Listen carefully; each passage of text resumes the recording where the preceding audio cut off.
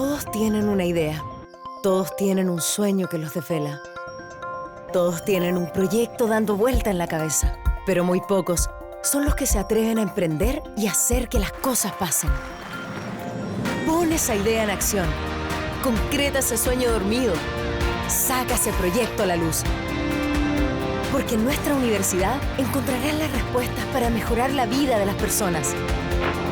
El mundo necesita espíritus emprendedores. Despierta tu espíritu emprendedor. Ciencias, humanidades, artes. Admisión 2019. Universidad Mayor para espíritus emprendedores. Ya, entonces comenzamos con la última sesión de puntaje nacional. Entonces, la clase de historia, hoy día vamos a unir dos ejes, entonces los desafíos de las regiones de Chile y de insertarse en el mundo globalizado. Bueno, como vimos en la clase anterior, hablamos sobre la sociedad de la información, la brecha digital, la globalización, identidad local y los derechos humanos. No voy a profundizar porque ya lo vimos hace 5 minutitos atrás, por lo tanto pueden ver el link o los que están revisando pueden ver el video anterior. Y hoy día vamos a ver todos estos objetivos. No los voy a profundizar, pero es caracterizar las políticas económicas de Chile para su inserción en la economía global. Después, el reconocimiento del impacto y los desafíos que presentan para Chile los problemas globales.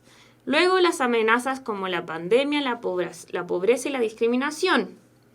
La aplicación del concepto de ventajas comparativas al análisis de especialización económica. Evaluación de los principales desafíos de la región respecto a la globalización y del desarrollo sustentable. El reconocimiento de la importancia de la planificación territorial para el desarrollo de las regiones y identificación de los corredores biooceánicos.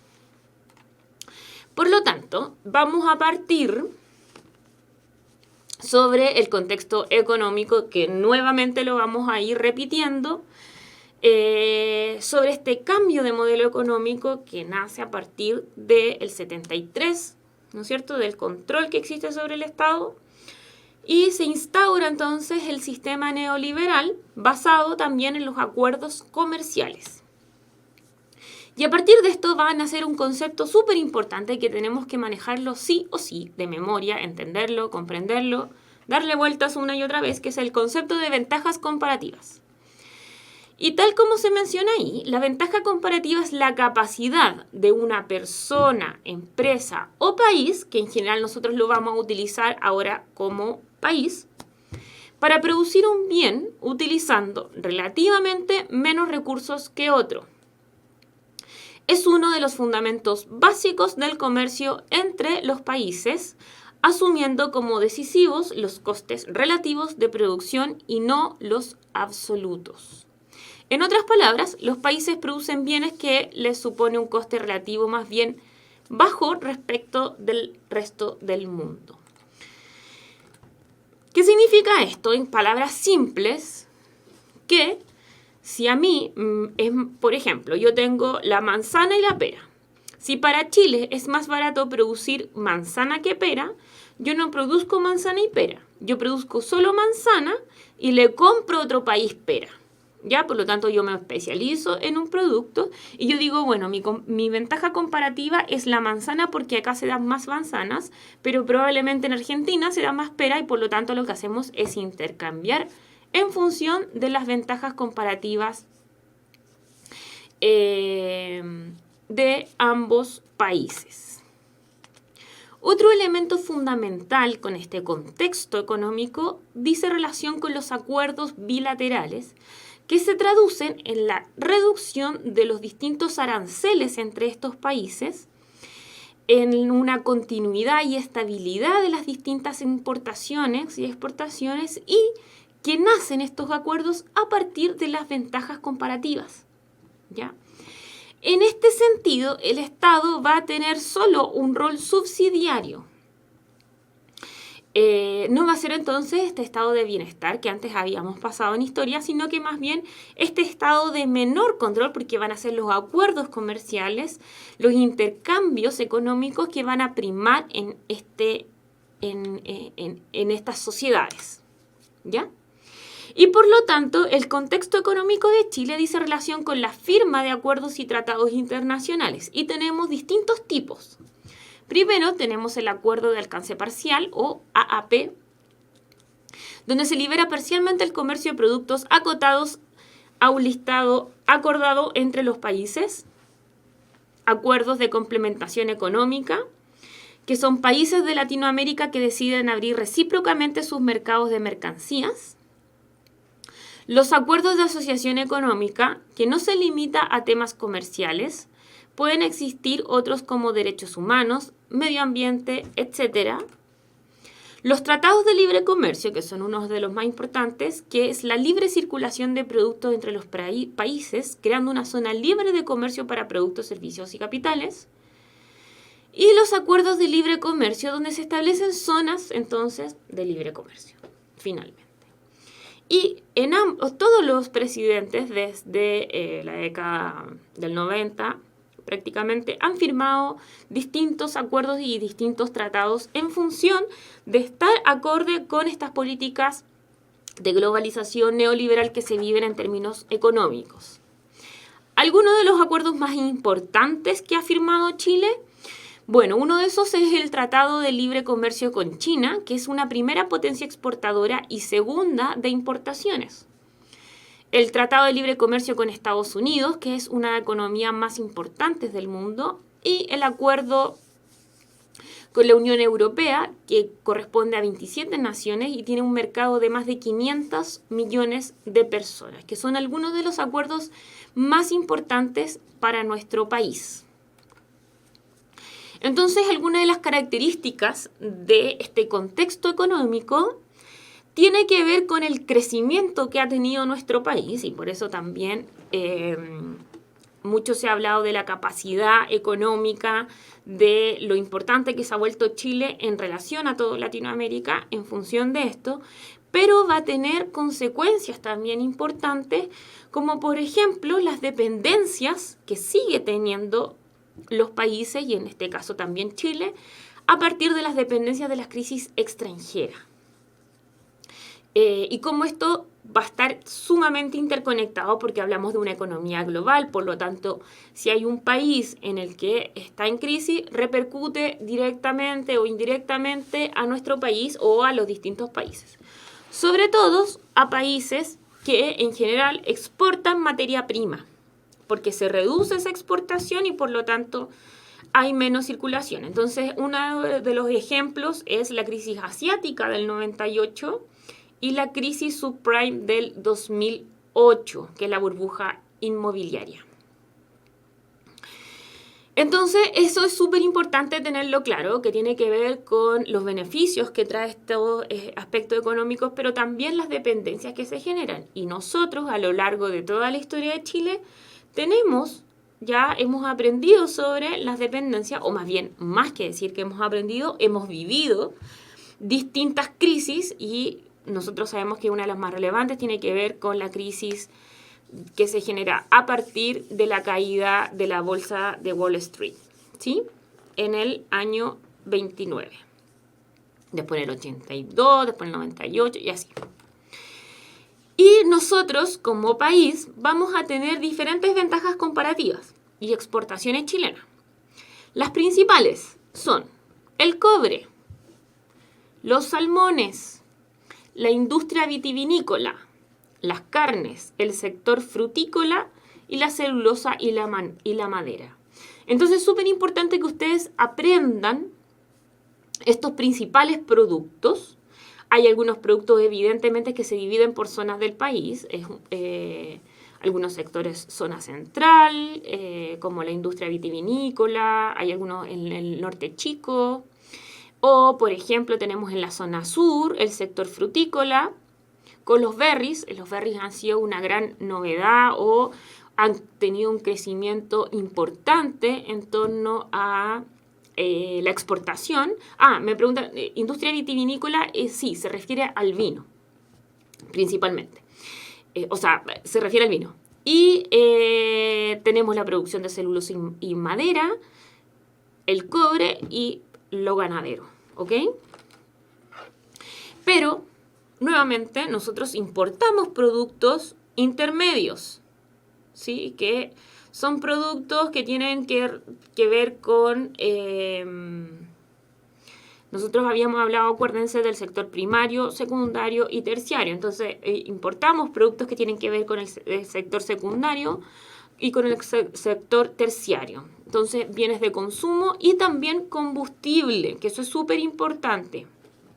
Al importar combustible, se nos encarece mucho, mucho más todo dentro de en este contexto. Por otra parte, nosotros vamos a hablar del multilateralismo también, que son las diferentes organizaciones internacionales que se generan, y los bloques o foros económicos que ya los había mencionado hace 2 clases atrás, que tenemos, por ejemplo, dentro de estos contextos la ONU, la OCDE, la PEC, la ALADI, la CAN, que Chile es un miembro asociado, y Mercosur el miembro asociado. Pero Chile pertenece a la PEC y pertenece a la OCDE y a la ONU. ¿Ya? Pertenece al resto. Entonces, vamos a tener diferentes, como se menciona, organismos internacionales y bloques o foros económicos que van a incidir o que van a tener relación con lo que nosotros denominamos esta política internacional de distintos acuerdos. En la ONU, por ejemplo, está la Organización Mundial del Comercio, la CEPAL, la OEA y la OMPI, que es la Organización Mundial de Propiedad Intelectual, pero hay muchas más que van a depender, organizaciones que van a depender de la ONU. Y esto es súper importante que los conozcamos porque nuestro país se va a regir y va a tomar en consideración todos los elementos que proponga, que establezca la ONU, porque tiene que ver con también los acuerdos comerciales, políticos y culturales que se generan a partir de esta multidimensión económica, ¿sí? Y por otro lado, uno de los elementos importantes es la OCDE, la participación de Chile en la Organización de Cooperación del Desarrollo Económico, que tiene como misión apoyar el crecimiento y desarrollo económico a través de la coordinación de políticas económicas y sociales. Agrupa a 34 países de mayor desarrollo económico mundial. Por lo tanto, tenemos la Organización de las Naciones Unidas, que sabemos el contexto, sabemos cómo nace, dónde nace, la cual va a tener distintos organismos, que son estos que acabo de mencionar, y también tenemos la OCDE, que es una organización que tiene el objetivo entonces de coordinar la cooperación de políticas económicas y sociales. Ahora vamos a pasar a las problemáticas medioambientales en relación con este contexto de globalización y con este contexto de mercado. La primera de ellas tiene que ver con el problema energético que existe. Primero, porque el principal gasto energético que existe es el combustible fósil que proviene del petróleo. Y este recurso es un recurso completamente escaso y no renovable. Y a su vez está influenciado o está cruzado con diferentes elementos políticos. Por ejemplo, esto está regulado, está controlado por la Organización de Países Exportadores de Petróleo, la OPEP, lo que genera grandes especulaciones y está obviamente relacionado con las ocupaciones territoriales, las guerras, etc. Pero Chile, por ejemplo, ha ocupado también otro método, otro recurso energético, que es el recurso de las hidroeléctricas, lo que también genera conflicto con sus localidades locales, la incidencia de estas hidroeléctricas en el paisaje, las repercusiones naturales que tienen, entre otras. Pero también nosotros vamos a ver que existen energías alternativas, la eólica, geotérmica, solar, la biocombustible. Hoy día, por ejemplo, es muy común, o parece que cada vez fuese más común, que las casas o edificios que están construyendo coloquen estos paneles solares, ¿ya? Porque esta energía, primero, colocar los paneles solares, si bien es caro, es mucho, mucho más barato que ocupar la luz que proviene de las hidroeléctricas, ¿no es cierto? O el gas, etc. Por lo tanto, también tenemos este desarrollo de las energías alternativas que se ha estado innovando y que esperemos que cada vez crezca más.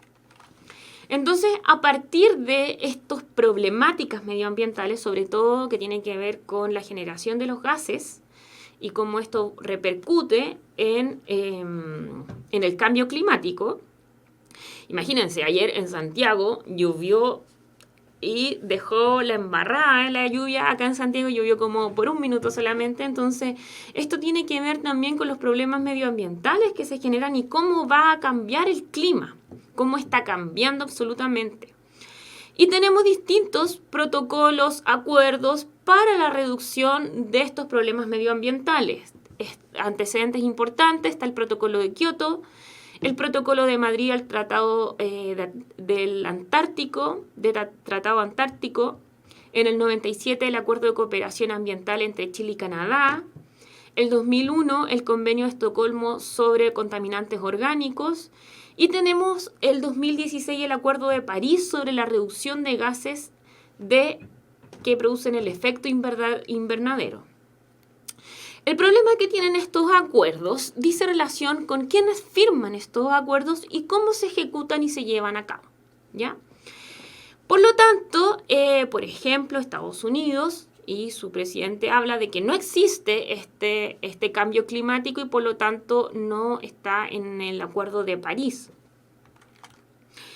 Sin embargo, tenemos el contexto de promover entonces un desarrollo sustentable a partir de estas problemáticas, y un concepto importante que debiesen conocer es el concepto de responsabilidad social empresarial que se está manejando en la actualidad, que dice relación con cómo la empresa entonces debe tener una responsabilidad con diferentes elementos, con diferentes aspectos como la comunidad, el medio ambiente y la ética y calidad de vida laboral. Ahora, como todavía estos conceptos son nuevos, no son obligatorios, no llegan a establecerse de manera relevante o a masificarse. No todas las industrias ni todas las empresas tienen como elemento fundamental el cuidado al medio ambiente o a la comunidad. Por lo tanto, aún hay mucho que hacer, aún hay mucho que aprender, porque sigue siendo un tema prácticamente lejano, o que solo las empresas que invierten mucho pueden tratar estos temas. Ahora pasamos a las problemáticas mundiales. Cuando nosotros hablamos de problemáticas, hablamos obviamente del tema del medio ambiente, pero también que hemos tratado en otros cursos, o sea, en otras sesiones, el tema de la pobreza y el hambre.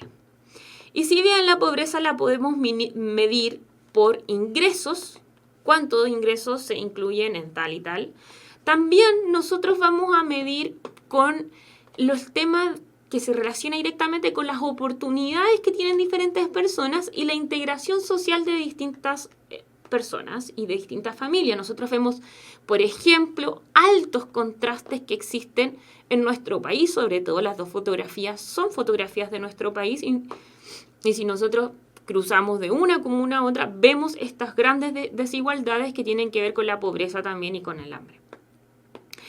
Se manifiesta entonces que la situación de pobreza se puede superar, pero constituye un problema de la sociedad, por lo tanto es un problema en el que toda la sociedad nos debemos hacer cargo. Y como les manifestaba, hay dos elementos en los cuales nosotros podemos medir o podemos entender esta pobreza. El primero tiene que ver con los recursos económicos, o sea, el nivel máximo de consumo que tienen las personas, pero también el bienestar humano, que dice relación con la calidad de vida, la salud y educación.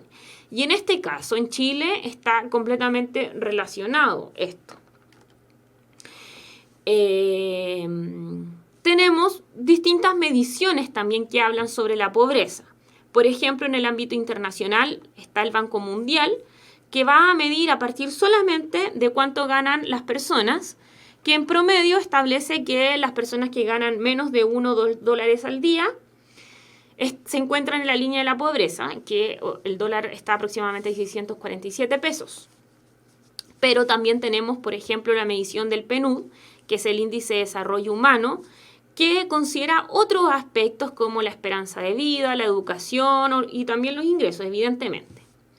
Ahí mencionó el coeficiente de Gini, que es una medición que establece entonces los parámetros de desigualdad que existen entre un país y otro país, o sea, entre el propio país. Pero lo voy a mostrar en el siguiente mapa para que quede más claro.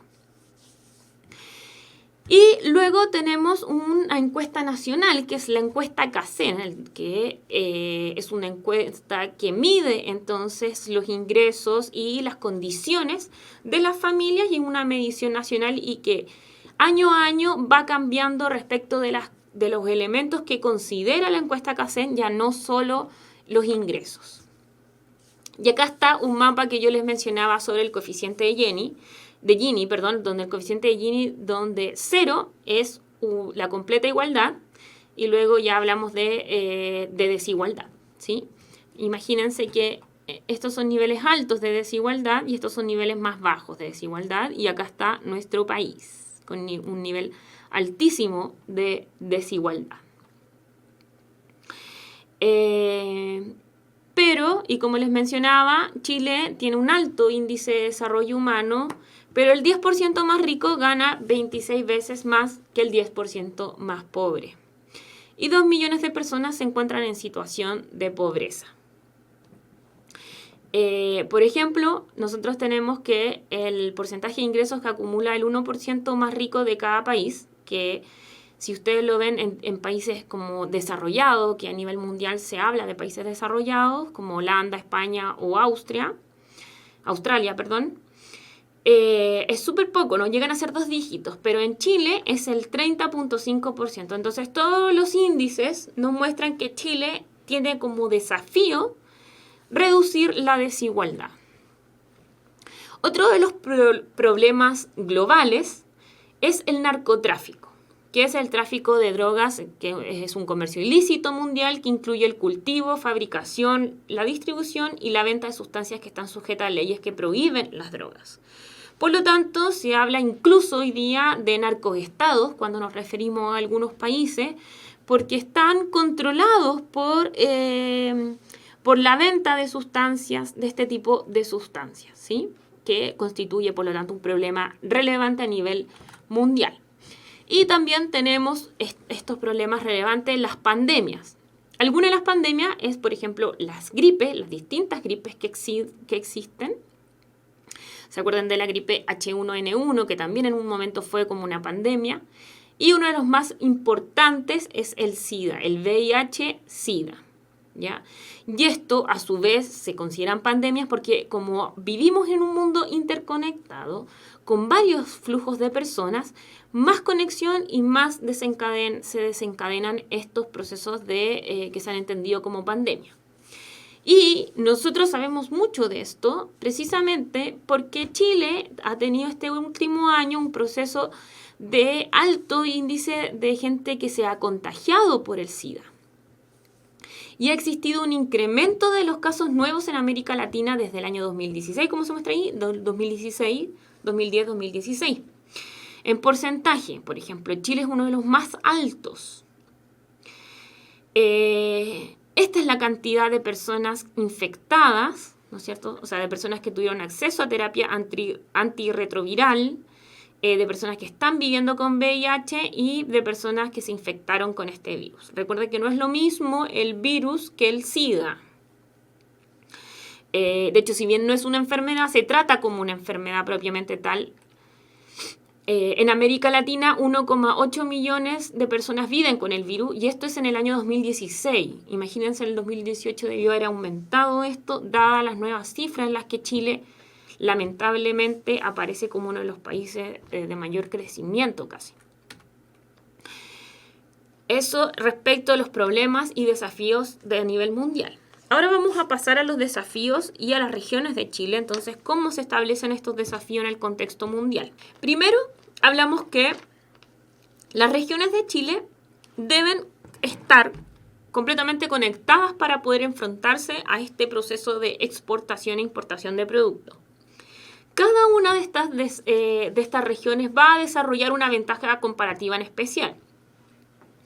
Eso quiere decir que, por ejemplo, si en la zona, de acuerdo a la producción, de acuerdo a los climas, de acuerdo a las condiciones en las que cada región se desarrolla, se va a producir o salmón, o berries, o cobre, o se va a explotar cobre, etc. Luego debe existir una planificación regional en torno a estos procesos y evidentemente relacionado con lo que nosotros hablamos, que son las normas medioambientales. Y para producir esta planificación territorial, debería considerarse los riesgos naturales que existen, sobre todo en este país que es altamente propicio a los terremotos y temblores, los criterios de seguridad que se establecen a partir de estos riesgos naturales, la conservación del medio ambiente, considerar la explotación de los recursos, la conectividad y comparar, comprender entonces las conexiones que deben existir entre las áreas rurales y urbanas o cómo se van a establecer estas áreas. Luego tenemos la necesidad de la existencia de una conectividad nacional. Y para eso una conexión interna. Chile ha crecido mucho, por ejemplo, en los procesos en las carreteras y también en las conexiones aéreas. Antes era muy, muy, muy poco probable que alguien viajara en avión de una región a otra. Hoy día eso es mucho más fácil, es mucho más barato, lo que produce una facilidad entonces entre las conexiones. Y para eso debe haber una infraestructura y una modernización y expansión entre los puertos, las carreteras, etc. Entonces ahí está la interconexión. Este es un mapa bueno que muestra la interconexión entre las regiones de Chile con las carreteras, los aeropuertos regionales, los puertos marítimos, los medios de comunicación, etc. Entonces, aeropuerto, internet, puertos, carretera. Esto es fundamental, chicos y chicas, porque las exportaciones no llegan por aviones principalmente. Las importaciones y las exportaciones de productos, de materia prima y de elementos que nosotros compramos llegan a partir de barcos y por lo tanto la construcción de los puertos marítimos es fundamental para la interconexión de las regiones de Chile, entre Chile, pero también de Chile con el mundo. O sea, entre Chile es importante las carreteras, pero también en Chile con el mundo es súper importante los puertos marítimos y eso hay que hacer harto hincapié. Otro elemento fundamental tiene relación con la conectividad de Chile con América Latina, con América del Sur, y acá se destaca entonces la carretera, la Panamericana, que va desde Alaska hasta Chile y que recorre 48 kilómetros cuadrados, 48 1000 kilómetros debe ser, o algo así.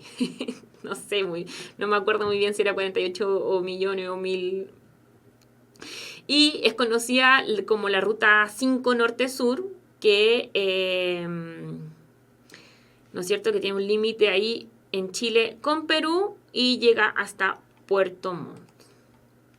Y otro concepto importante que deben conocer es el concepto de los corredores biooceánicos.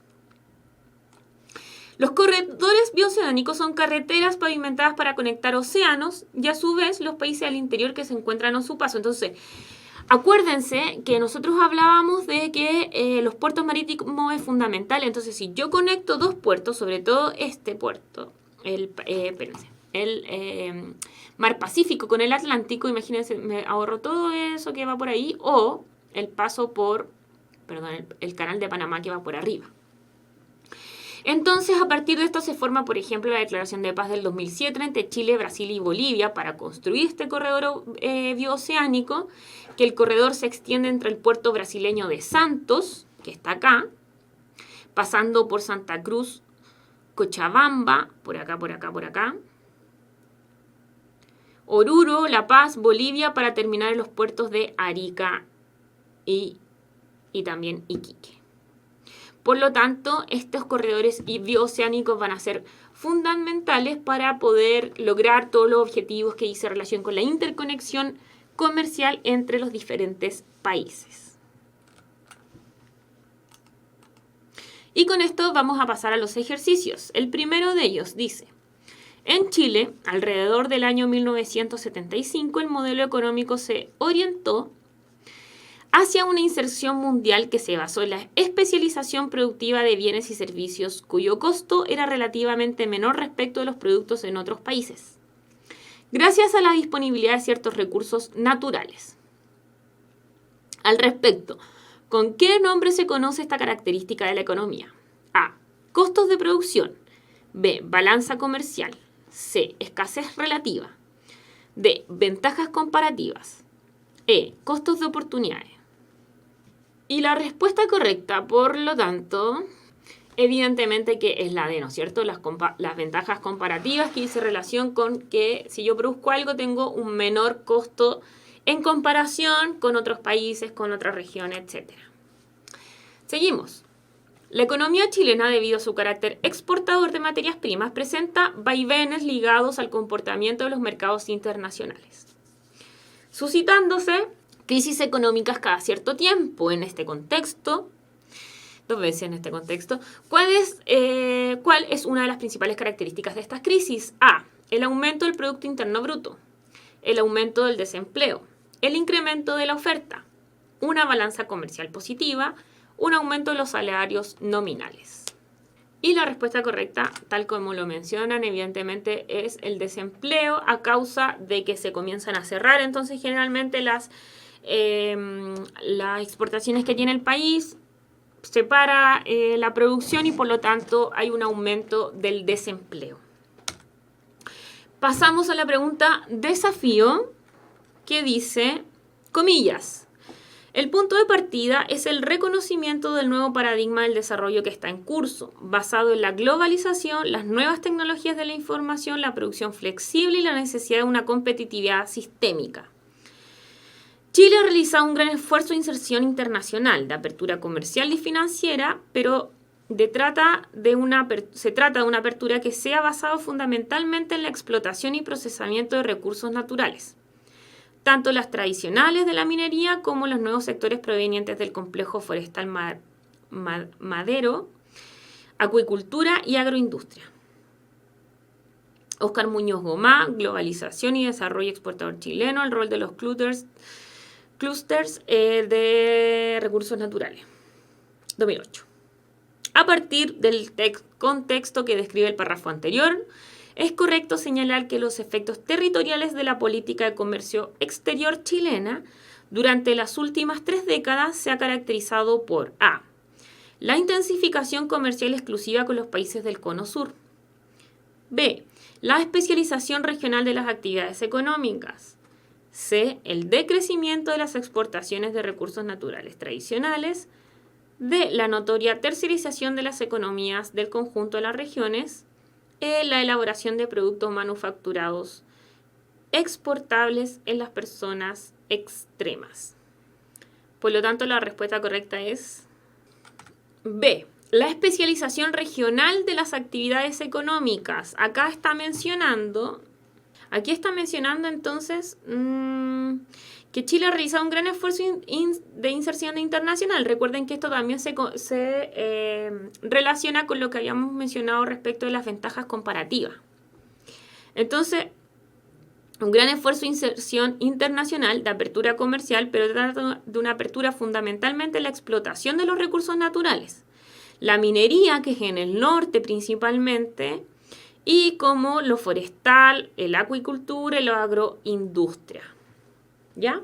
Por lo tanto, nosotros tenemos diferentes explotaciones y exportaciones en relación a las diferentes regiones de nuestro país. Por lo tanto, por eso hablamos de la especialización regional de las actividades económicas. Con esto terminamos la pregunta desafío auspiciada por la Universidad Mayor y ahora voy a las preguntas, dudas que tengan. Recuerden que esta ya es la última clase. La próxima clase yo voy a realizar un pequeño consejos para que puedan tratar sobre la PSU. Vamos a hablar de algunas cosas importantes de los distintos ejes, pero cualquier cosa, repaso, elementos importantes que ustedes tengan que ver, ustedes lo pueden revisar en las diferentes cápsulas, si quieren algo más rápido, y si no, miren, me preguntan, ¿se podría considerar los puertos de Cádiz y Valparaíso, que fueron como corredores bioceánicos en la época colonial? No, porque recuerden que los corredores bioceánicos son corredores terrestres que conectan dos océanos, ¿ya? Por lo tanto, el requisito es que sean terrestres y que conecten dos océanos. Los bienes intermedios, por ejemplo, me preguntan sobre qué son los bienes intermedios. Los bienes intermedios es cuando yo compro los tornillos, ¿ya? Eso es un bien intermedio. Porque el tornillo está hecho de un mineral. O los tubos, por ejemplo. Entonces yo exporto la materia prima, que es el mineral, y compro un bien intermedio que es un tubo, que es una cañería o que es un tornillo para realizar algo. Y ese algo finalmente llega a ser el producto final. Eso es un bien intermedio. Así, súper concreto y simple. Dudas, consultas, preguntas que tengan. Mira, me preguntan, ¿cuál es la ventaja comparativa de la región metropolitana? Efectivamente, yo diría que la región metropolitana, más que producir algo, explotar, actúa como un centro de los servicios del sector terciario, ¿ya? Como un sector más bien político, económico y cultural. Por lo tanto, tiene mayor relación, más que saber explotar algo, sea la manzana, la pera, el salmón, etc., tiene que ver con, no sé, el turismo, por ejemplo. Podríamos decir que quizá el turismo es una de las cosas que le aporta harto económicamente, pero es más bien un centro de los servicios. Me preguntan si los corredores pueden ser carreteras o pueden ser también tren. Yo, por la definición que yo busqué, eran solo carreteras pavimentadas. ¿Ok? Me parece que el tren debiese ser un poco más costoso, no sé. Miren, me dicen entonces la ventaja comparativa se resume en que Chile saca partido de su geografía a nivel de suelo, agua, etcétera, para producir un bien, producto o materia prima. Excelente, eso es. Eso es, fundamentalmente. Como dentro de las capacidades geográficas que tiene un país, o de distintas capacidades, ¿no es cierto?, puede producir un bien, también puede ser otros elementos. O sea, la definición es la siguiente. En Chile en específico es hasta esta, ¿no es cierto? Es la capacidad que tiene una persona, empresa o bien o país para producir un bien utilizando relativamente menos recursos que otro. Y eso es la base de este concepto. Pero está súper bien lo que coloca el compañero que está chateando. Recuerden entonces que ya terminamos con historia y nos vemos la próxima semana solo para encontrarnos, para revisar, para responder dudas, consultas. Vamos a hablar un poco cómo funciona la PSU de historia. Miren, me preguntan, profe, la otra vez me topé con una pregunta que hablaba sobre mis deberes y había una parte que decía que era obligatorio meterme al ejército. El ejército en Chile es obligatorio para hombres. ¿Sí? Para hombres mayores de 18 años. Ahora, claro, lo que pasa es que nosotros todavía no lo tenemos internalizado porque en general se han llenado los cupos solo con voluntarios, pero recuerden que cuando a veces optan a un trabajo o incluso en la universidad, no estoy seguro si en la universidad, pero sí en los trabajos, uno de los requisitos, por ejemplo, en los trabajos estatales, es tener el papel del servicio militar al día en la que yo no estoy, en la que cumplí o manifesté la posibilidad de no hacer el servicio militar porque estuve estudiando, etcétera, etcétera. Me dice, ¿qué modelo DEMRE recomienda hacer? ¿Del 2019 hasta el 2016? 2018. No 2019, todavía no funciona por lo que tengo entendido. Sí, hasta el 2016, 2015 incluso. Claro, porque, a ver, me explican sobre el servicio militar. Lo que pasa es que el servicio militar es obligatorio, pero tiene cupos, ¿sí? Entonces, esos cupos, si se llenan con elementos con voluntarios, no se hace un llamado, no se realiza un llamado. Pero sí, se puede realizar, si es que no pasa eso, se puede realizar un llamado. Por eso se habla de que hay una obligatoriedad, porque yo no puedo decir que no. Finalmente, igual es el Estado el que me dice a mí que si lo hago o no. Entonces, es como una obligatoriedad con ciertas condiciones, finalmente. Bueno, entonces nos vemos la próxima semana. Ya tenemos todos los elementos considerados en la clase de historia. Pueden revisar las cápsulas, pueden revisar las distintas clases. También miren, me preguntan sobre cómo contestar gráficos. También hice una clase sobre cómo analizar los gráficos y cómo analizar los mapas para que la puedan buscar en internet y ahí aparecen, ¿ya? Entonces, también revisen eso durante la semana y la próxima semana sí nos abocamos solo a ver cómo funciona la PSU de historia para que estén tranquilos y tranquilas al momento de dar la prueba. Con esto nos despedimos, nos vemos la próxima semana y que estén muy bien, relájense, estén tranquilos y tranquilas. Hasta luego.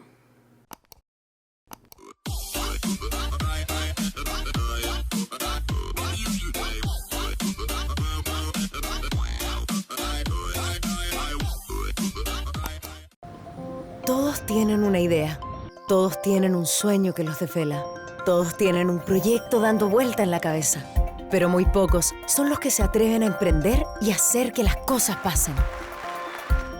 Pon esa idea en acción, concreta ese sueño dormido, saca ese proyecto a la luz. El mundo necesita espíritus emprendedores. Despierta tu espíritu emprendedor. Admisión 2019. Universidad Mayor para espíritus emprendedores.